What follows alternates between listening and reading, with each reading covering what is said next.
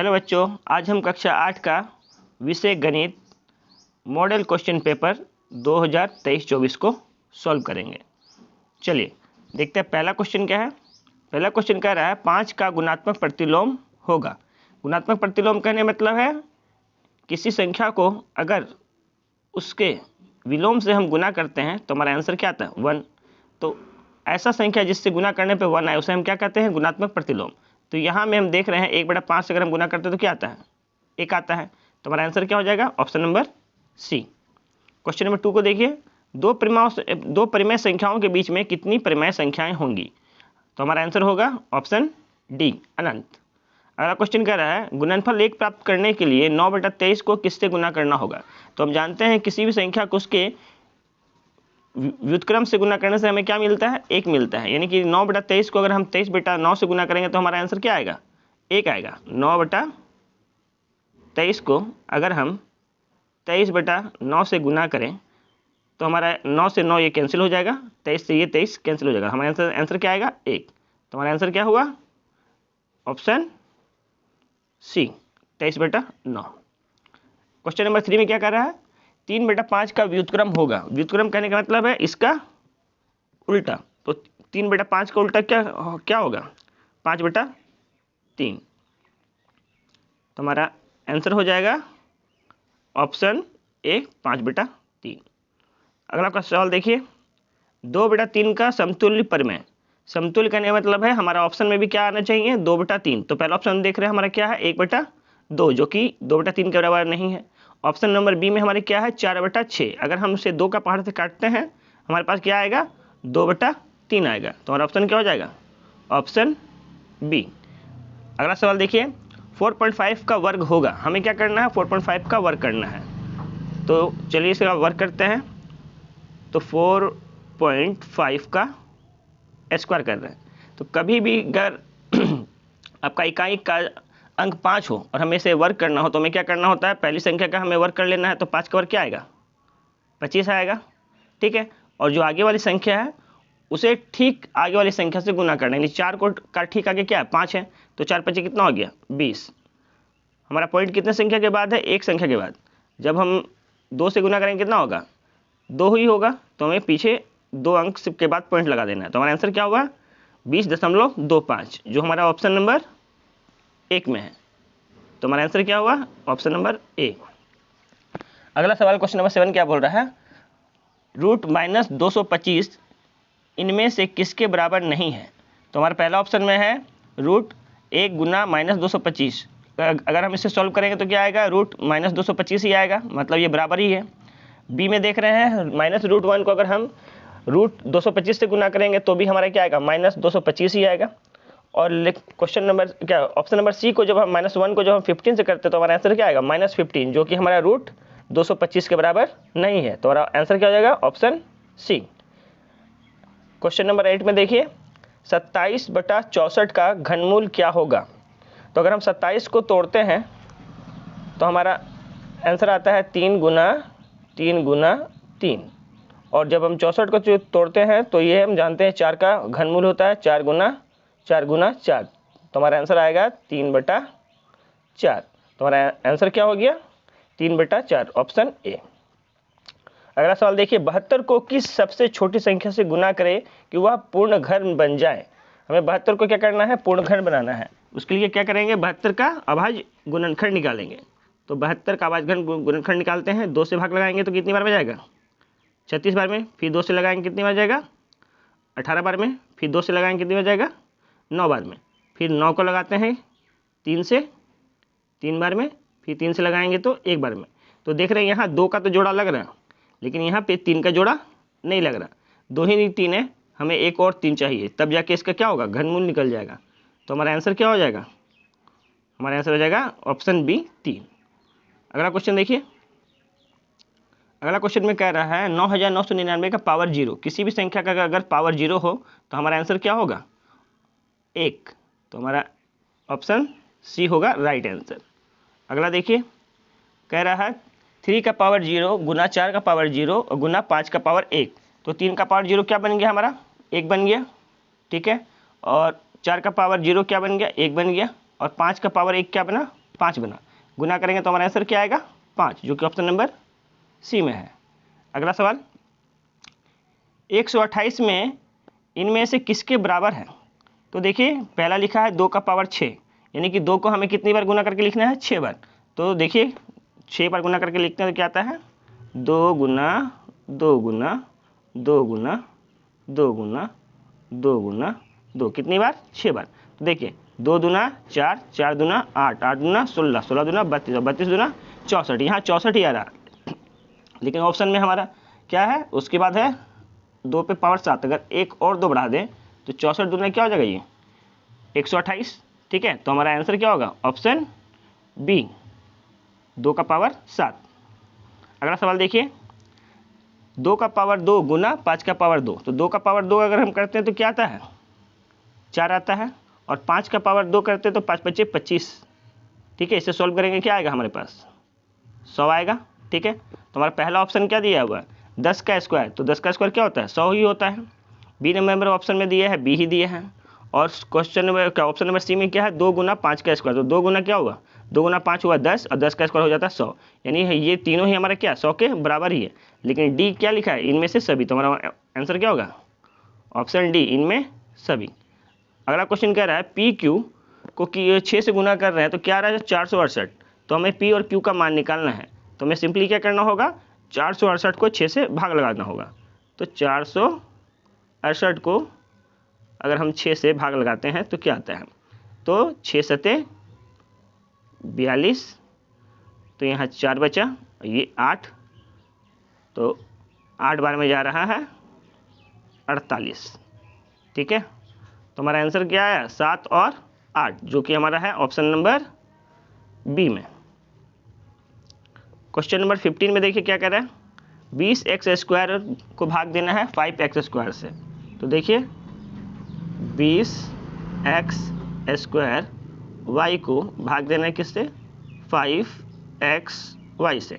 तो ये y से तो y कैंसिल हो गया, 5 से अगर 20 को काटे तो 4 बार में, और x से अगर ये स्क्वायर को काटे तो हमारा x बच गया। तो हमारा आंसर क्या हुआ 4x, जो हमारा ऑप्शन नंबर ए में है। अगला क्वेश्चन कह रहा है x + y का होल स्क्वायर माइनस 4xy को सरल करने पर प्राप्त होगा। तो चलिए इसे हम सरल करके देखते हैं क्या आता है। तो x + y यानी कि a + b का होल स्क्वायर पे से तोड़ेंगे तो हमारा आंसर आएगा x² + y² + 2xy। ठीक है, और दिया हुआ हमारा -4xy, जो कि हमारा ऑप्शन ए में है। ठीक है, और जब इसे हम सॉल्व करते हैं तो आएगा x² + y² और -2xy, जो कि हमारा ऑप्शन नंबर 2 में भी है। और ये हमारा फॉर्मूला किसका होता है x - y का होल स्क्वायर, यानी ये तीनों ही कंडीशन इसमें आ रहा है। और हमारा ऑप्शन में पहला ऑप्शन में ये दिया है तो ये तो होगा ही, ये भी तो होगा ही, और ऑप्शन नंबर सी भी होगा, यानी कि इनमें से सभी। हमारा आंसर क्या होगा इनमें सभी। आगे क्वेश्चन नंबर 17 में देखिए क्या बोल रहा है x⁴ - 81। तो x⁴ को हम क्या लिख सकते हैं x² का होल पावर स्क्वायर माइनस 81 क्या 9 का वर्ग होता है, तो इसे लिख सकते हैं 9 का वर्ग। अब ये हमारे पास क्या मिला, तो a² - b², और इसका सूत्र क्या होता है a + b × a - b। ठीक है, अगर इस सूत्र पे से तोड़ते हैं तो हमें क्या मिलता है, हमारा x है x² और b है था हमारा 9, तो एक तो ये मिल गया और एक मिलेगा x² - 9। ठीक है, लेकिन अभी ये तो हमारा नहीं टूटेगा, लेकिन ये अभी हमारा एक बार और टूटेगा, तो इसे हम लिख सकते हैं x² - 3 का होल स्क्वायर। अब ये फिर से क्या बन गया a² - b², यानी एक बार इसे जोड़ना है और एक बार माइनस करके इसे गुना करना है। तो ऐसा हमें ऑप्शन किस में दिख रहा, ऑप्शन बी में, सॉरी ऑप्शन, देखिए ये ऑप्शन बी में हमारा है x² + 9 और x + 3 × x - 3। अब क्वेश्चन नंबर 18 देखिए कह रहा है x + 3 बराबर 10 में x का मान क्या होगा। अगर हम इस +3 को बराबर की उस ओर ले जाए तो हमारा क्या हो जाएगा, -3 हो जाएगा। तो 10 में से 3 जाएगा तो हमारा आंसर क्या आएगा, x बराबर 7, ऑप्शन नंबर बी। अगला क्वेश्चन नंबर 19 क्या बोल रहा है, एक संख्या को 3 से गुना कर 5 घटाने पर 28 प्राप्त होता है, इसे एक समीकरण द्वारा दर्शाइए। अगर वह संख्या x है, कह रहा है कि अगर कोई संख्या x है तो हमें क्या करना, उसे 3 से गुना करना है। तो x में अगर हम 3 से गुना किए तो क्या मिला हमें 3x। अब कह रहा है 5 घटाने पर, तो इसमें अगर हम 5 घटा रहे हैं तो हमें क्या प्राप्त हो रहा है 28, यानी कि बराबर 28। तो हमें क्या मिला 3x - 5 = 18, जो कि हमारा ऑप्शन नंबर सी में है। तो हमारा आंसर क्या होगा, ऑप्शन सी। अगला सवाल देखिए, 300 किलोग्राम आलू में 10% आलू सड़ गया है, इसे हटा दिया जाए तो कितना आलू बचा। तो 300 का 10% आपका खराब हो गया, यानी कि 300 का 10% कितना हुआ 30, यानी कि 300 में 30 घटा दिए तो कितना आया 270। तो हमारा आंसर क्या हो जाएगा 270 किलोग्राम। अगला क्वेश्चन क्या बोल रहा है, क्वेश्चन नंबर 21 कह रहा है एक दर्जन केले का मूल्य 60 रुपया है, तो 360 रुपये में कितने केले मिलेंगे। तो सबसे पहले तो हम जानते हैं कि एक दर्जन में कितना होता है 12 होता है, यानी कि 12 केले का जो दाम है हमारे पास कितना है 60 रुपया है। तो एक केले का दाम क्या होगा, इसको 12 से हम काट देंगे तो 12 पंचे 60, यानी एक केले का दाम कितना आया 5 रुपया आया। अब बोल रहा है कि 360 में कितने केले आएंगे। तो 360 को अगर हम 5 से भाग लगाएं, 360 को अगर हम 5 से भाग लगाएं तो 5 सते 35 और हासिल 1 यहाँ 0, तो 5 दूना 10, तो हमारे पास कितना केला आ रहा है 72 केला। तो आंसर क्या हो गया, हमारा आंसर हो गया ऑप्शन बी 72 केला। अगला देखिए क्वेश्चन नंबर 22 कह रहा है कोई गाड़ी 60 किलोमीटर प्रति घंटा की चाल से चलकर गंतव्य स्थान पर पहुंचने में 2 घंटा लेती है, वह गाड़ी 80 किलोमीटर की चाल से चलने पर उसी गंतव्य स्थान पर पहुंचने में कितना समय लेगी। ध्यान दीजिए इस क्वेश्चन में क्या हमारा दूरी तो चेंज नहीं हो रहा है, हमारा चाल चेंज हो रहा है। तो किसी जगह पर अगर आप धीमी गति से जाइएगा जितना समय लगेगा उसमें, अगर आप तेज गति से जाइएगा तो क्या होगा समय कम लगेगा, यानी कि हमारा आंसर क्या होना चाहिए 2 घंटा से कम आना चाहिए। तो हमारे दोनों ओर क्या है दूरी तो सेम ही है। तो पहला अगर इक्वेशन से हम दूरी को लिखते हैं तो दूरी बराबर क्या होता है चाल गुना समय। तो पहला चाल हमारे पास क्या है 60 है और समय हमारे पास कितना है 2 घंटा है। अब वो बोल रहा है कि दोबारा हम क्या करें अपना चाल को बढ़ा लिए, यानी कि 80 का चाल से जा रहे हैं, लेकिन समय कितना लग रहा है वो हमें नहीं मालूम है। तो यहाँ से हमें क्या करना है बस x का मान निकाल लेना है। तो ये 80 को जब हम बराबर का इस ओर लाएंगे तो ये गुना का 80 क्या होगा भाग का 80 हो जाएगा, यानी x बराबर क्या हो जाएगा 60 गुना 2/80। ठीक है, अब इसे सॉल्व कर लेते हैं। तो ये 0 से ये 0 कैंसिल हो जाएगा, 2 से 8 को काटे तो 4 बार में कटा, फिर 2 से अगर काटे तो ये 3 बार में कटा और ये 2 बार में। तो आंसर आया 3/2, और 3 को जब 2 से भाग लगाएंगे तो क्या होगा, तो 3 का आधा क्या होता है 1.5 घंटा। तो 1.5 घंटा को हम क्या लिखते हैं 1 घंटा और 30 मिनट। तो हमारा आंसर क्या होगा ऑप्शन ए 1 घंटा 30 मिनट। चलिए अगला सवाल देखते हैं। क्वेश्चन नंबर 23 में बोल रहा है चतुर्भुज के अंतः कोणों का योग होता है। तो देखिए इसका आपका फॉर्मूला होता है n-2 इंटू 180 डिग्री। किसी भी बहुभुज के अंतः कोणों का जो योग होता है उसका फॉर्मूला होता है n-2 इंटू 180 डिग्री। अब यहाँ में क्या बोल रहा है हमें चतुर्भुज, यानी कि भुजाओं की संख्या कितना है 4 है, तो n की जगह पे क्या रखेंगे 4, तो 4 - 2 गुना 180 डिग्री। ठीक है, अब 4 में से 2 घटा तो क्या मिला 2, तो 2 गुना 180 डिग्री। तो हमारा आंसर क्या आया 360 डिग्री। ठीक है, जो कि हमारा ऑप्शन नंबर किस में है, तो हमारा ऑप्शन नंबर ए में है। तो हमारा आंसर हो गया 360 डिग्री। अगला क्वेश्चन देखिए, एक समबाहुभुज में प्रत्येक अंतस्थ कोण बहिष्कोण की 4 गुनी है, तो बहुभुज की भुजाओं की संख्या ज्ञात करें। देखिए समबाहुभुज में क्या होता है भुजाओं का संख्या और कोणों का संख्या क्या होता है समान होता है, और हमें यहाँ में कह रहा है कि एक अंतःकोण क्या है 4 बहिष्कोण के बराबर है। अगर हम अंतःकोण को x मान लें तो बहिष्कोण क्या होगा, अंतःकोण बहिष्कोण की 4 गुनी है, यानी अगर हम बहिष्कोण को x मान लें तो अंतःकोण हमारे क्या होगा 4x होगा। ठीक है, तो और हम जानते हैं कि किसी भी बहुभुज में अंतःकोण और बहिष्कोण को जोड़ते हैं तो हमारा कितना आता है 180 आता है, यानी कि दोनों को अगर हम जोड़ें यानी x + 4x को अगर हम जोड़ें तो हमें कितना आना चाहिए 180 आना चाहिए। तो यहाँ जोड़ते हैं तो हमारा आता है 5x बराबर कितना 180। 5 से अगर हम 180 को काटें तो हमारा आंसर क्या आता है 36 डिग्री, यानी एक कोण का मान कितना आया 36 डिग्री।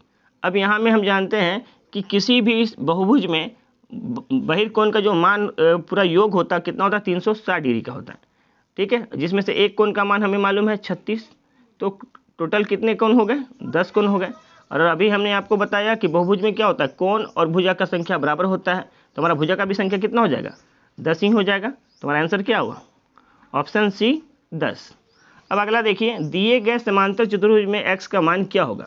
तो सबसे पहले तो आपको पता होना चाहिए कि किसी भी समांतर चतुर्भुज में समूह कोण क्या होते हैं बराबर होते हैं, यानी अगर ये आपका 85 है तो ये भी आपका क्या होगा 85 ही होगा, ठीक है। और उसके बाद ये किसी भी रेखा पे जो हमारा कोण बनता है टोटल कितना बनता है 180 डिग्री का, अगर ये 85 है तो ये कितना होगा, तो 180 में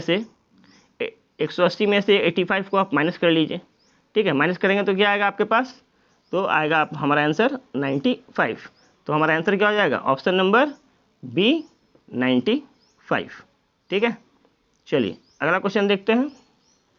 कह रहा आयलर सूत्र f प्लस भी बराबर है e प्लस 2 के लिए कौन सही नहीं है। तो देखिए जहाँ f होता है तो f का मतलब होता है फेस यानी फलक की संख्या, जो कि ये यहाँ पे सही दिया हुआ है, ठीक है। दूसरा आपका कह रहा है भी होता है आपका शीर्षों की संख्या यानी कि वर्टेक्स, जो कि यहाँ पे लिखा है बिंदुओं की संख्या, जो कि गलत है। और ऑप्शन नंबर सी में दिया ई का मतलब होता है एज यानी किनारों की संख्या, जो कि सही है। और दो एक संख्या यानी ये भी सही है। तो हमारा आंसर क्या होगा ऑप्शन बी बिंदुओं की संख्या, क्योंकि ये बिंदुओं की संख्या नहीं होगा, यहाँ पे होगा शीर्षों की संख्या। अब अगला देखिए, इनमें से कौन सा त्रिविमीय नहीं है। त्रिविमीय कहने का मतलब है जिसमें आपका लंबाई चौड़ाई और ऊंचाई तीनों होना चाहिए। तो देखिए हमारा जो आयत है उसमें क्या होता है, उसमें बस लंबाई और चौड़ाई होता है, यानी कि ये हमारा क्या है 2D फिगर है, 3D फिगर नहीं है। तो हमारा आंसर क्या होगा आयत। फिर क्वेश्चन नंबर 28 में देखिए कह रहा है निम्नलिखित में से कौन आयलर सूत्र है। तो अभी हमें जस्ट इससे ऊपर में देखा था क्या होता है फलक की संख्या प्लस शीर्षों की संख्या बराबर होता है किनारों की संख्या जोड़ 2। तो हमारा ऐसा कहाँ लिखा हुआ है ऑप्शन नंबर ए में। अगला क्वेश्चन कह रहा है किसी त्रिभुज PQR के लिए निम्न में से कौन सा संबंध सही है। तो देखिए कोई भी त्रिभुज अगर हम बनाते हैं, ठीक है, मान लीजिए ये त्रिभुज बनाए PQR, ठीक है, तो हमारा रूल क्या कहता है कि कभी भी दो भुजाओं का जो योगफल है वो तीसरी भुजा से क्या होगा हमेशा बड़ा होगा। तो हमें ये देखना है कि दो भुजाओं का योग तीसरी से बड़ा कहाँ दिया हुआ है। तो पहला ऑप्शन में हमें क्या दिया हुआ है, देखिए ये दोनों का योग दिया है लेकिन ये छोटा कह रहा है, तो ये तो हमारा आंसर नहीं होगा। सेकंड में हमें ये बड़ा दिखाया है, तो ये हमारा ऑप्शन बी हमारा आंसर हो जाएगा। तो ऑप्शन नंबर बी हमारा सही आंसर है। चलिए अगला क्वेश्चन देखिए, r त्रिज्या वाले वृत्त का क्षेत्रफल होगा। तो ये तो बहुत सिंपल ही सवाल है, ठीक है, πr², ठीक है, सभी को पता होगा। अगला क्वेश्चन देखते हैं, एक समचतुर्भुज का क्षेत्रफल ज्ञात कीजिए जिसके विकर्णों की लंबाई क्रमशः 24 सेंटीमीटर और 10 सेंटीमीटर है। तो देखिए समचतुर्भुज का क्षेत्रफल क्या होता है, वो होता है आपका 1/2 गुना पहला विकर्ण गुना दूसरा विकर्ण, यानी d1 इंटू d2। तो यहाँ पे हमारा पहला विकर्ण और दूसरा विकर्ण कितना दिया हुआ है, तो हमें पहला 1/2, पहला विकर्ण है हमारे पास 10 और दूसरा विकर्ण है 24। 2 से 10 को काटे तो 5 बार में 24 × 5 = 120। तो हमारा आंसर कितना हुआ ऑप्शन डी 120 सेंटीमीटर स्क्वायर। चलिए अगला क्वेश्चन क्या करें, यदि किसी समलंब चतुर्भुज की समांतर भुजाएं क्रमशः 8 सेंटीमीटर एवं 10 सेंटीमीटर तथा ऊंचाई 5 सेंटीमीटर है तो समलंब चतुर्भुज का क्षेत्रफल क्या होगा। तो समलंब चतुर्भुज का क्षेत्रफल क्या होता है 1/2 समांतर भुजाओं का योग। समांतर भुजाएं क्या है 8 और 10, दोनों को योग करेंगे कितना आया 18, और गुना ऊंचाई हमारे पास कितना है 5। तो 2 से अगर हम 18 को काटे तो आया 9, 9 × 5 = 45। तो हमारा आंसर क्या हुआ 45 centimetre square, option number C. अब देखिए क्वेश्चन नंबर 33 क्या बोल रहा है, एक घन जिसकी एक भुजा 5 सेंटीमीटर है का आयतन होगा। तो घन का आयतन क्या होता है, घन का आयतन होता है भुजा क्यू यानी ए क्यू। तो हमारा भुजा कितना है 5 है, और 5 का क्यू क्या होता है 125, 5 × 5 = 25 और 25 × 5 = 125। तो हमारा आंसर क्या हो गया 125 सेंटीमीटर क्यूब। अगला क्वेश्चन देखिए, अगला क्वेश्चन में कह रहा है एक घन का कुल पृष्ठीय क्षेत्रफल क्या होगा। तो एक घन का क्षेत्रफल क्या होता है, देखिए घन में कितनी होती हैं, 6 फलक होती हैं, ठीक है, और सभी क्या होती हैं, एक वर्ग के बराबर होती हैं। तो एक वर्ग का हम क्षेत्रफल निकालते हैं तो क्या होता है, भुजा स्क्वायर होता है। चूंकि 6 फलक है उसे हम क्या करेंगे, 6 से गुना करेंगे, ठीक है। तो यहाँ में हमारा आंसर क्या बन जाएगा, यहाँ चूंकि सब एल के रूप में दिया है तो हमारा आंसर हो जाएगा 6l², ठीक है। अब अगला क्वेश्चन देखते हैं, क्वेश्चन नंबर 35 क्या बोल रहा है, कह रहा है एक बॉक्स की लंबाई 10 सेंटीमीटर, चौड़ाई 5 सेंटीमीटर, तो ऊंचाई कितना दिया है, 3 सेंटीमीटर। बॉक्स का आयतन क्या होगा। जब हमें लंबाई, चौड़ाई और ऊंचाई दिया हो तो इसका मतलब है हमारा बॉक्स कैसा है, घनावकार है, और घनाव का आपका आयतन क्या होता है, L × B × H, यानी हमें क्या करना है, सभी को आपस में गुना कर देना है। तो यहाँ में हमें क्या क्या मान दिया है, 10 और 5, तो 10 × 5 = 50 हो गया, और 50 को अगर हम 3 से गुना करेंगे कितना आ गया, 50 × 3 = 150, यानी 150 सेंटीमीटर क्यूब। क्योंकि हमें आयतन निकालना है तो क्या चीज़ में रहता है, आयतन क्यूब में। हमारा आंसर हो गया option number A, 150 centimetre cube. अगला क्वेश्चन देखिए, यदि बेलन की त्रिज्या और ऊंचाई क्रमशः 7 और 5 है तो बेलन का आयतन क्या होगा। तो आपको सभी का सूत्र पता होना चाहिए। बेलन का आयतन का सूत्र क्या होता है, πr²h, ठीक है। तो ये हमारा पाई का मान क्या है, पाई का मान होता है 22/7, और यहाँ में त्रिज्या दिया है 7, तो r² हुआ 7 × 7, और हमें ऊंचाई दिया है 5, तो ये 7 से ये 7 तो कैंसिल हो गया। अब इसे हम गुना करते हैं तो 7 × 5 = 35, 35 × 22, 35 गुना हमें क्या करना है, 22, तो 35 × 22, तो 35 × 22, तो देखिए 35 को अगर हम 2 से गुना किया आया 70, फिर 35 को गुना करिए 2 से तो आया 70, जोड़ते हैं तो हमारे पास क्या आता है 077, यानी 770। हमारा 770 ऑप्शन नंबर किस में है, 770 ऑप्शन बी और डी दोनों में, लेकिन ध्यान रखेंगे क्या है, आयतन पूछा है ना, तो क्यूब वाला आंसर होगा ऑप्शन बी। चलिए अगला सवाल देखिए, अगला सवाल कह रहा है वर्ग अंतराल 15 और 20 की निम्न सीमा क्या है। निम्न सीमा यानी सबसे छोटी वाली सीमा, तो 15 और 20 में छोटा संख्या कौन सा है, 15 है, तो हमारा निम्न सीमा क्या हो जाएगा, 15 हो जाएगा। अब अगला क्वेश्चन कह रहा है आंकड़े 7, 6, 8, 12, 2, 4, 6, 2 का परिसर क्या है, और परिसर क्या होता है, निम्न उच्च सीमा माइनस निम्न सीमा। तो यहाँ में सबसे छोटा जो है आपका मान क्या है, 2 है, और सबसे बड़ा जो मान है क्या हमारा 12 है। तो 12 में से अगर हम 2 को घटाएं तो आंसर क्या आएगा हमारा 10, जो है कि हमारा ऑप्शन नंबर डी में है। तो हमारा आंसर हो गया ऑप्शन नंबर डी।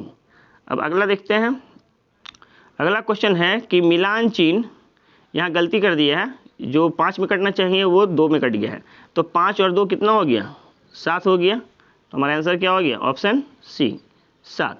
अगला देखिए वर्ग अंतराल 20 तथा 30 का वर्ग चिन्ह क्या है।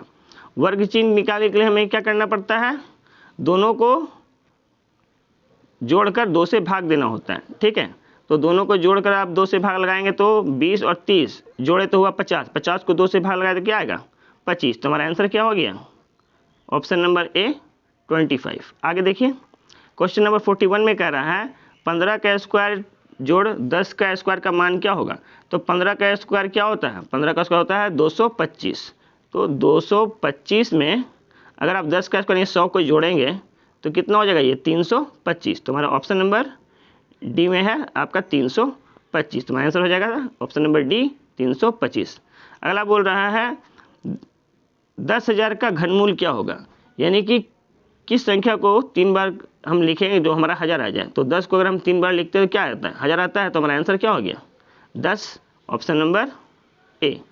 अगला देखिए मूल बिंदु के निर्देशांक है, ठीक है। मूल बिंदु का निर्देशांक क्या, देखिए ये हमारा 2 अक्ष होता है, एक होता है एक्स अक्ष, ये होता है हमारा एक्स डैश, ये हमारा है वाई, और ये हमारा वाई डैश, ठीक है।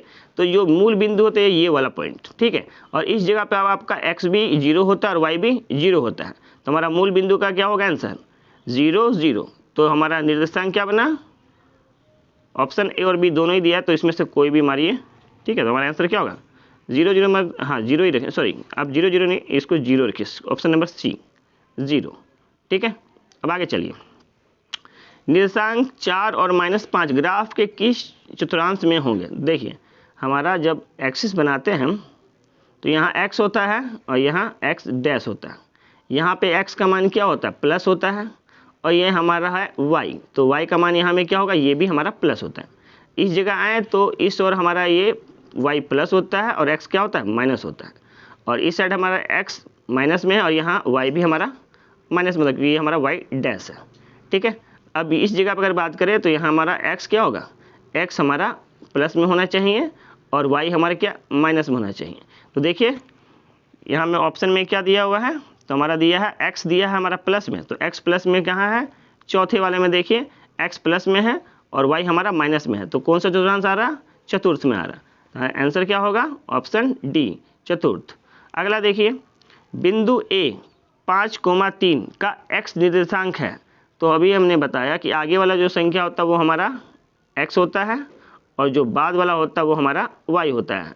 तो आगे आपका क्या है, 5 है, तो x का मान यहाँ पे क्या होगा, 5 होगा, ऑप्शन ए।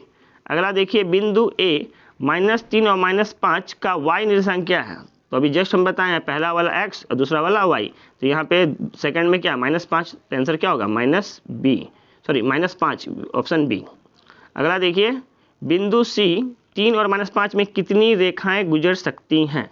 तो देखिए हमारा आंसर होगा, हमारा आंसर होगा ऑप्शन नंबर डी, बिंदु से अनेक रेखाएं गुजर सकती हैं, यानी अनंत, ठीक है।